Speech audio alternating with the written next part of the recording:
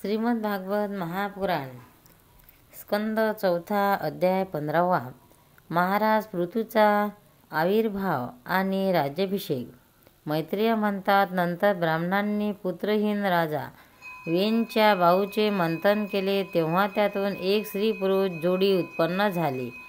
ब्रह्मवादी ऋषींनी ती जोडी उत्पन्न झालेली पाहून आणि ते भगवंताचे अंश आहेत असे जाणून ते फार प्रसन्न झाले आणि म्हणाले. ऋषी म्हणाले, हा पुरुष भगवान विष्णूच्या विश्वपालन कलेपासून प्रगट झाला आहे आणि ही स्त्री म्हणजे परमपुरुषाची त्याच्यापासून कधीही वेगळी न राहणारी लक्ष्मीचा अवतार आहे. यापैकी जो पुरुष आहे तो आपल्या सुयशाचा विस्तार करणार असल्यामुळे परमयशस्वी पृथू नावाचा सम्राट होईल. राजामध्ये हाच प्रथम असेल. ही सुंदर दंतपंती असलेली तसेच गुण आणि अलंकारांनीही विभूषित करणारी सुंदरी या पृथूलाच पती म्हणून वरेल. हिचे नाव अर्ची असेल. पृथूच्या रूपाने साक्षात श्रीहरीच्या अंशानेच या जगाचे रक्षण करण्यासाठी अवतार घेतला आहे आणि अर्चीच्या रूपाने निरंतर भगवंताच्या सेवेत राहणारी त्याची नित्य सहचारिणी श्रीलक्ष्मी प्रगट झाली आहे. मैत्रेय म्हणतात, त्याचवेळी ब्राह्मण पृथूची स्तुती करू लागले. श्रेष्ठ गंधर्व गुणगायन करू लागले. सिद्ध पुष्प वर्षाव करू लागले. अप्सरा नाचू लागल्या. आकारामध्ये शंख, तुदुंब्या, मृदुंग, दुदुंबी आदी वाद्ये वाजू लागले. सर्व देव, ऋषी आणि पितर आपापल्या लोकांमधून तिथे आले. जगद्गुरु ब्रह्मदेव देव आणि देवेश्वरासह आले. त्यांनी वेणकुमार पृथूच्या उजव्या हातावर भगवान विष्णूच्या हस्तरेषा आणि चरणावर कमळाचे चिन्ह पाहून ते त्याला श्रीहरीचाच अंश समजले, कारण त्याच्या हातावर दुसऱ्या रेषांनी न तुटलेले चक्राचे चिन्ह असते. तो भगवंताचा अंश असतो. देव व्यक्त्या ब्राह्मणांनी पृथूच्या अभिषेकाची तयारी केली.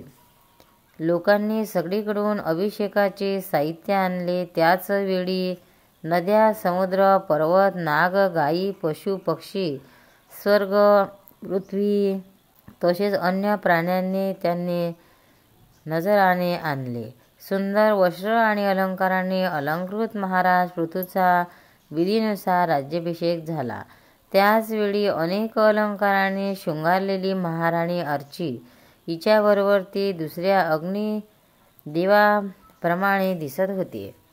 हे वीर विदुरा, ज्यांना कुबेराने अतिशय सुंदर सुवर्ण सिंहासन दिले, तसेच वरुणाने चंद्राप्रमाणे प्रकाशमय, ज्यातून सदैव पाण्याचे तुषार उडत होते, असे छत्र दिले. वायूने 2 चौऱ्या धर्माचे कीर्तिमय माळ, इंद्राने मनोहर मुकुट, यमाने दमन करणारा दंड, ब्रह्मदेवाने वेदमय कवच, सरस्वतीने सुंदर हार, विष्णूने सुदर्शन चक्र, लक्ष्मीने स्थिर संपत्ती, रुद्राने 10 चंद्राकार चिन्हांनी युक्त अशी ज्ञानासह तलवार, पार्वतीने 100 चंद्राकार चिन्हांची ढाल, चंद्राने अमृतमय घोडे, विश्वकर्माने सुंदर रथ, अग्नीने बोकड आणि बैल याच्या शिंगांपासून बनवलेले सदृढ धनुष्य, सूर्याने तेजोमय बाण, पृथ्वीने पायात घालताच अपेक्षित ठिकाणी पोचविणाऱ्या योगमय पादुका, आकाशाने न कोमजणारी फुलांची माळ, आकाशात विहार करणाऱ्या सिद्ध गंधर्व आदींनी नाचगाणे वाजवणे आणि अंतर्धान पावणारी शक्ती, ऋषींनी अमोघ आशीर्वाद, समुद्राने आपल्यापासून उत्पन्न झालेला शंख, तसेच 7 समुद्र, पर्वत आणि नद्यांनी त्याच्या रथासाठी निष्कपट मार्ग भेट म्हणून दिली. त्यानंतर सूत, मानद आणि बंदीजन त्यांची स्तुती करण्यासाठी उपस्थित झाले. तेव्हा त्यांची स्तुती करण्याचा हेतू ओळखून वेनपुत्र परम प्रतापी महाराज पृथू हसत हसत मेघाप्रमाणे गंभीर वाणीने म्हणाले, पृथू म्हणाले, हे सूत मागध आणि बंदीजन हो अर्जुन, अजून तर लोकांत माझा कोणताही गुण प्रगट झाला नाही, तर मग तुम्ही कोणत्या गुणाबद्दल माझी प्रशंसा करणार? माझ्या बाबतीत तुमची वाणी व्यर्थ होता कामा नये, म्हणून माझ्याऐवजी दुसऱ्या कोणाची तरी स्तुती करा. हे मृदू भाविकांनो, कालांतराने जेव्हा माझे अप्रगट गुण प्रगट होतील, तेव्हा आपल्या मृदू वाणीने माझी भरपूर स्तुती करा.